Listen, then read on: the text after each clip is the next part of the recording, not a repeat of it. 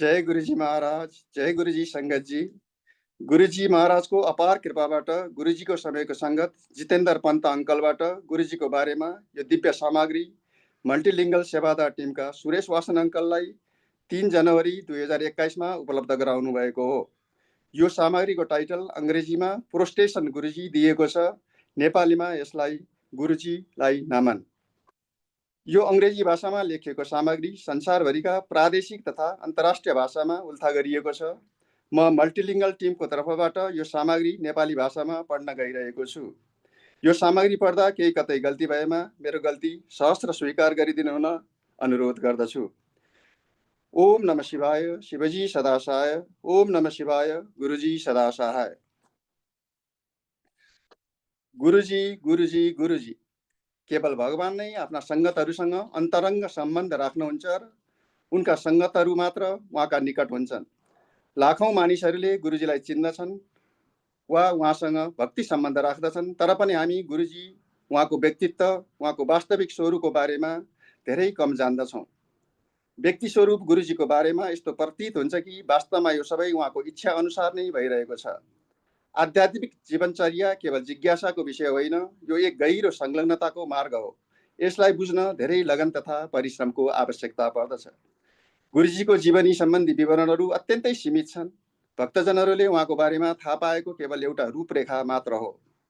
त्यो रूपरेखा पनि पूर्ण रूपमा प्रमाणित गर्न सकिँदैन, किनभने समयसँगै सम्झनाहरू विश्वासयोग्य रहँदैनन्।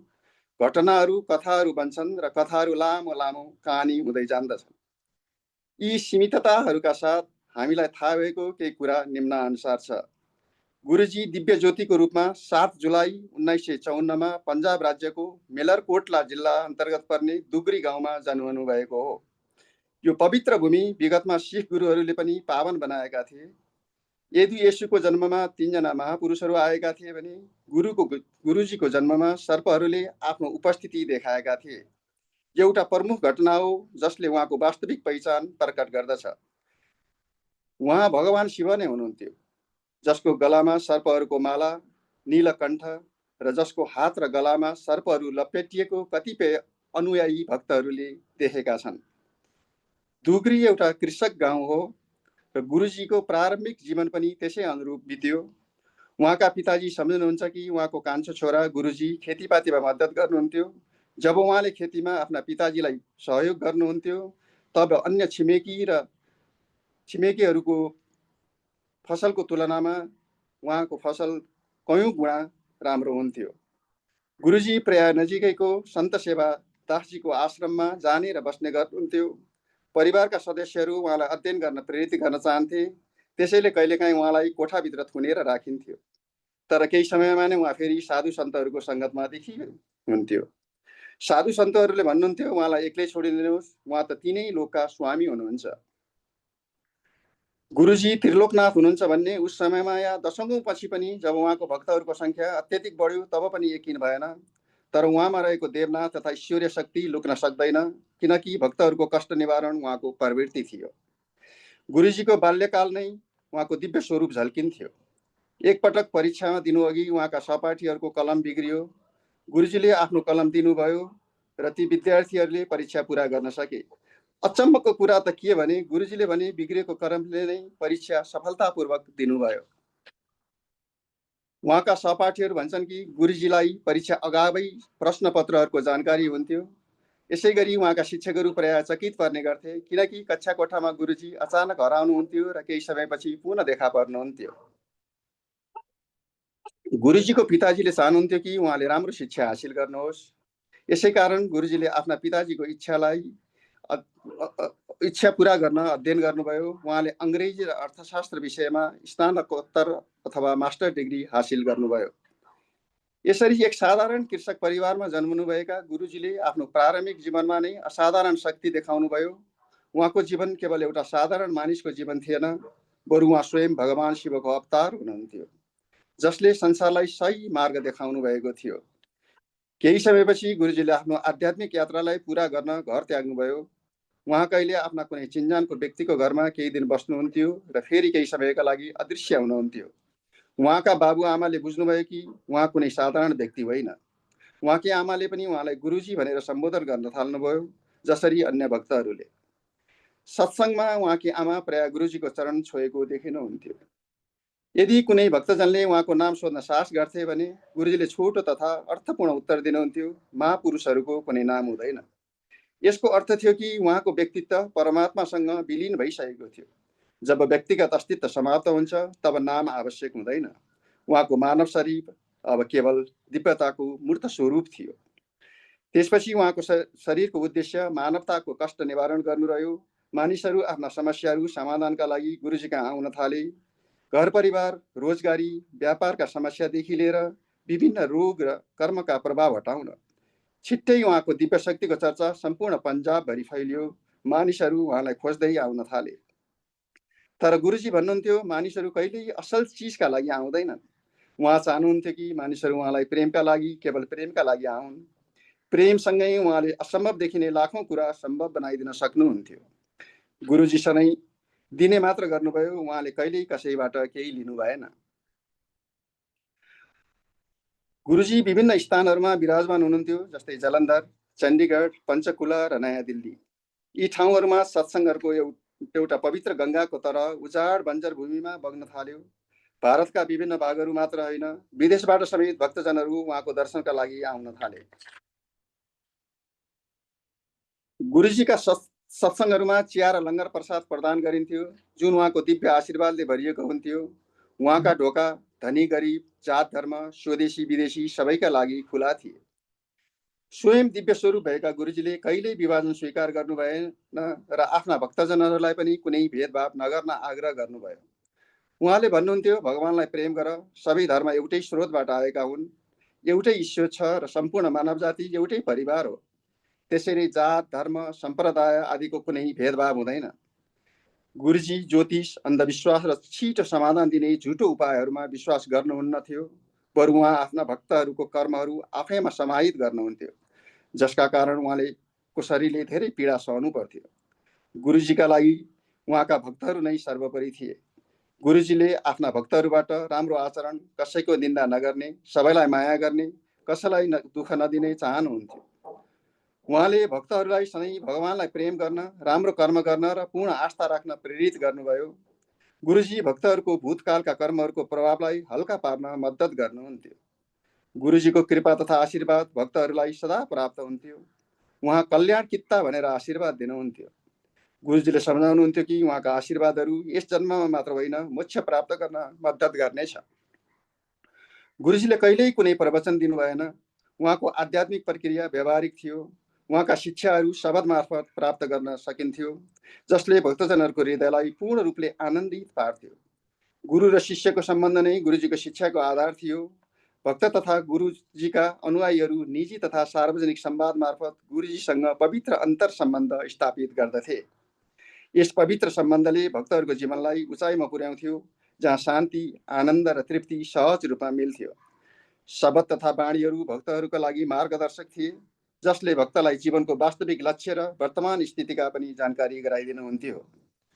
गुरुजीले आफ्नो भक्तहरूको सदा प्रिय मानियो नश्वर स्वरूप सन् 31 मे 2007मा त्याग्नुभयो। यो आफ्नै किसिमको एउटा पाठ थियो। उहाँले बारम्बार भक्तहरूलाई सम्झाउनुहुन्थ्यो कि जीवन क्षणिक छ। उहाँको महासमाधिको तरिकाले नै यो सत्यलाई हाम्रो मन मस्तिष्कमा गहिरो रूपमा छाडिदिएको छ। उहाँको मन्दिरको पवित्र स्थलमा भक्तहरूले अपार श्रद्धासहित उहाँको समाधि निर्माण गरेका छन्। नयाँ दिल्ली स्थित बडे मन्दिर, जुन सुन्दर बगैँचा बीच अवस्थित छ, गुरुजीको विशाल आध्यात्मिक कृपा दर्शाउने चिन्ह हो। यो अति सुन्दर छ कि जसले हेर्छ उसले स्वर्ग पृथ्वीमा अवतरण भएको अनुभव गर्दछ। यति शक्तिशाली छ कि केवल त्यसको छेउबाट हिँड्दा पनि भक्तहरूमा आशीर्वादको वर्षा हुन्छ। गुरु र शिष्य, गुरु को हुन्, शिष्य को हुन्? माण्डको उपनिषदमा एउटा सुन्दर दृष्टान्त छ, जसले गुरु र शिष्यको सम्बन्धको गहिराईलाई उजागर गर्दछ। एउटा रुखमा दुई चरा बसेका छन्। ती एक अर्काका साथी हुन्। एउटा चराले त्यो रुखको फल खान्छ, तर अर्को चराले केवल हेरिरहन्छ। फल खाने चराले बारम्बार हाँगा फेर्छ, फलहरू सुँगेर लोभिन्छ, एक ठाउँबाट अर्को ठाउँमा उफ्रन्छ। ती फलहरू कहिले अमिला त कहिले गुलिया हुन्छन्, जसअनुसार उसको मनमा घृणा र लोभ उत्पन्न हुन्छ। तर ऊ निरन्तर फल खानमै मग्न रहन्छ। तर अर्को चरा स्थिर बस्छ, ऊ पहिलो चरालाई मात्र हेर्छ। उसको दृष्टि त्यति नै तीव्र हुन्छ जति पहिलो चराको फल खाने इच्छा।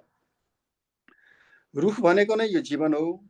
यी दुई चराहरू मानिसका दुई स्वरूप हुन्, एउटा स्थूल आत्मा र अर्को सूक्ष्म आत्मा।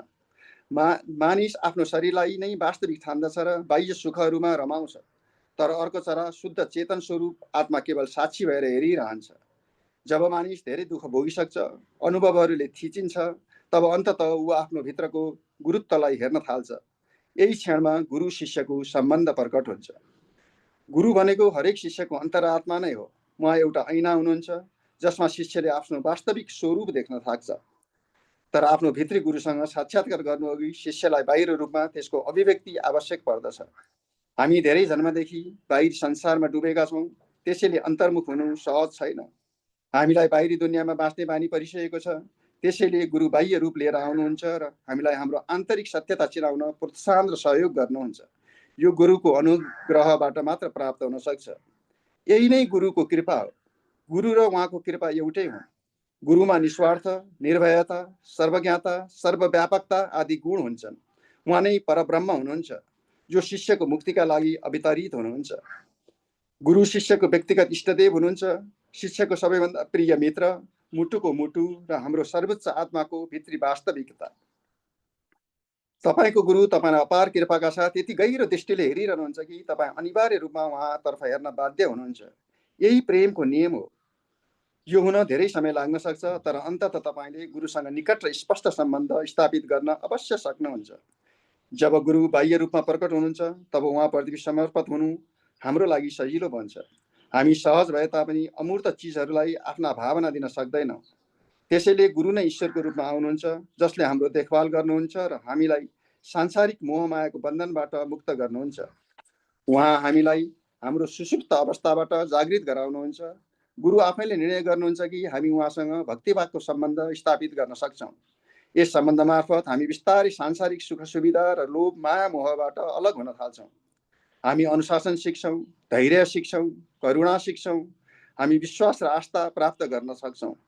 अन्ततः हामी गुरुमा पूर्ण रूपमा समर्पित हुन्छौँ र उहाँ मार्फत स्वयं ब्रह्ममा आत्मसात हुन पुग्छौँ। हामी जीवन घटनाक्रमहरूमा गुरुजी वा ईश्वरको आभास पाउन थाल्छौँ। हाम्रो अनुभवहरूमा केही रोकावट हुँदैन। हामी धेरै चिजहरूबाट टाढा रहन्छौँ।